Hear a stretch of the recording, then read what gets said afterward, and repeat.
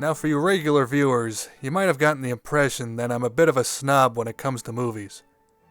Now it is true that I tend to like movies more if they have something to offer artistically or intellectually, but it's not a requirement. I'm a fan of a variety of different films, whether they be highbrow or lowbrow, high concept or art house. So in this video I would like to talk about some of my favorite films that might surprise you.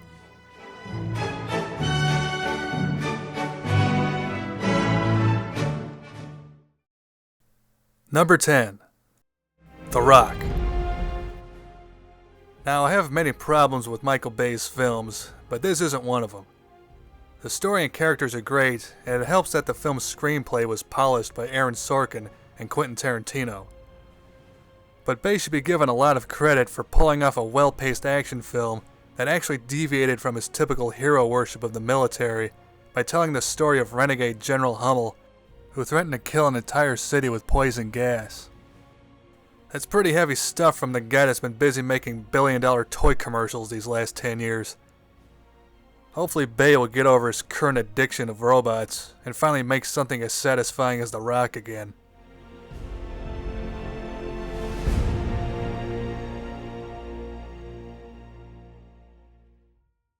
Number 9. Stargates.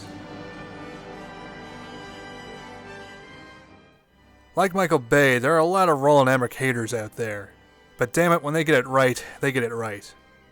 It helps that Roland Emmerich's first hit film in America came out during a time when science fiction and the interest in aliens was at an all-time high in pop culture. But what I think made Stargate so successful was just how fun it is to watch. Kurt Russell and James Spader do a great job as the heroes, and the fight scene between Russell and one of Ra's guards is one of my favorite action scenes ever.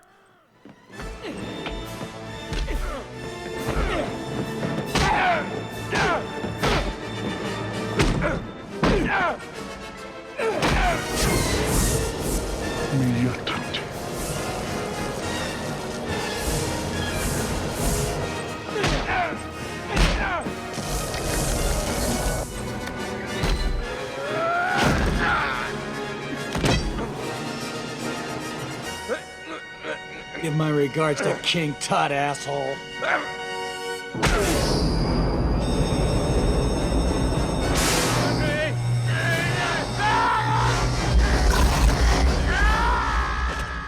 Seriously, how can you say that wasn't cool?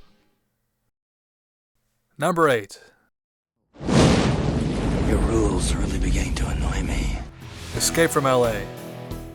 I guess you can tell that I'm a big Kurt Russell fan, but I'm an even bigger Kurt Russell John Carpenter fan, or as I like to call him, the working man Scorsese De Niro.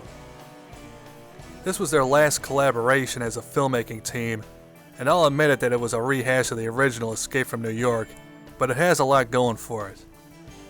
First is the return of Snake Plissken, a violent dinosaur of the 20th century. The weasel mapped to the stars Eddie, played by the always great Steve Buscemi, and a cool ending where Snake shuts down the Earth, forcing humanity to start over on the same level. I told you you'd better hope I didn't make it back. You push that button. Everything we've accomplished for the past 500 years will be finished. Our technology, our way of life, our entire history. We'll have to start all over again. For God's sakes, don't do it, Snake!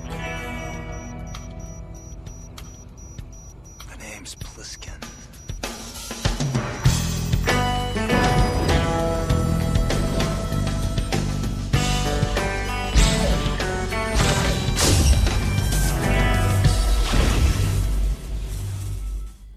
I have to say, if a movie can deliver a great ending, then it will make me forgive a lot of flaws. Number 7. Teenage Mutant Ninja Turtles the movie. This movie doesn't get the credit that it deserves. It took a ridiculous story about mutant turtles being taught ninjutsu from a giant rat, fighting a Japanese organized crime ring in New York City, and the filmmakers actually pulled it off with a relatively small budget. I love the realistic action scenes between the Turtles and the Foot Clan, But what I think is the bigger accomplishment was making the Turtles fully realized characters. You got to know each character, their strengths, their weaknesses, and how they felt about each other. You could tell the filmmakers took the subject matter seriously and were trying to make something that could appeal to adults and kids. Unlike that other movie. Number 6. Broken Arrow. Now, John Woo's had some tough times adapting to the standards of Hollywood after leaving Hong Kong, but I think he did some great work in this film. The action scenes are not as over-the-top violent as his early years, but they're still well done, and it's hilarious to see John Travolta chewing the scenery every time he's on camera. Now you can shut it down. You just have to come and get it. And $20 that I took from you last night says that you won't. You're out of your mind. Ain't it cool? I'm serious, Deke. Your mind is taking a walk off the map. It may be, but I'm still gonna kick your ass. It's a good movie to watch when you have nothing going on a Saturday afternoon, which goes for most of the movies on this list.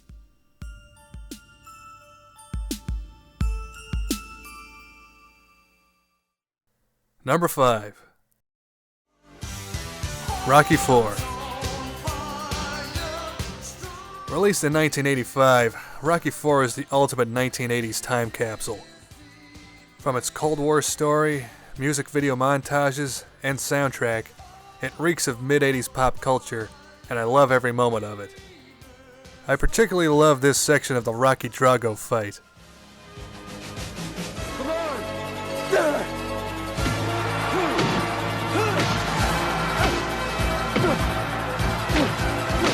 Cheers now for Rocky Balboa. Suddenly, Moscow is pro-Rocky.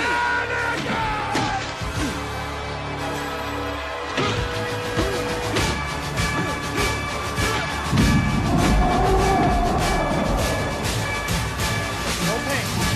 No pain. Keep taking it. No pain.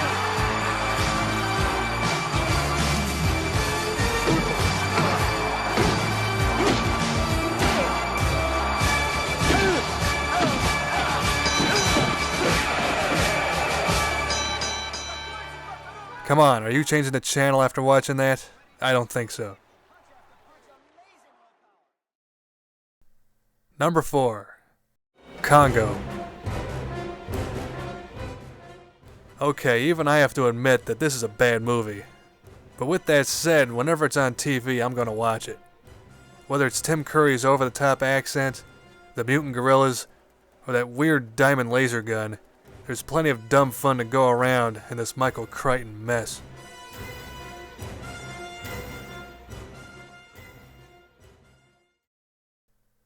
Number 3. Batman Returns. You might be surprised that between the two Tim Burton Batman movies, I've become more fond of Batman Returns than the 1989 original. The story is more focused, the action is better, and Danny DeVito steals the show as the Penguin.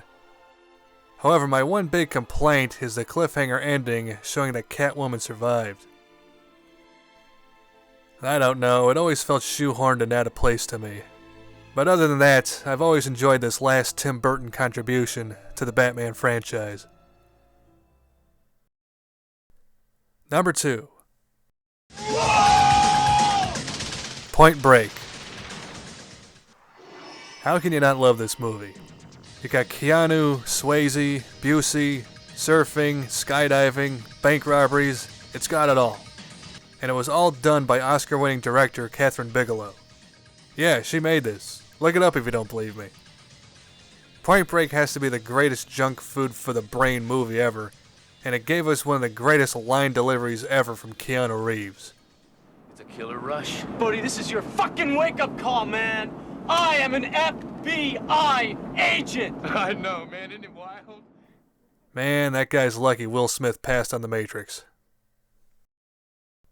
And finally, number 1. The Burbs. Seriously, this has to be my favorite comedy ever.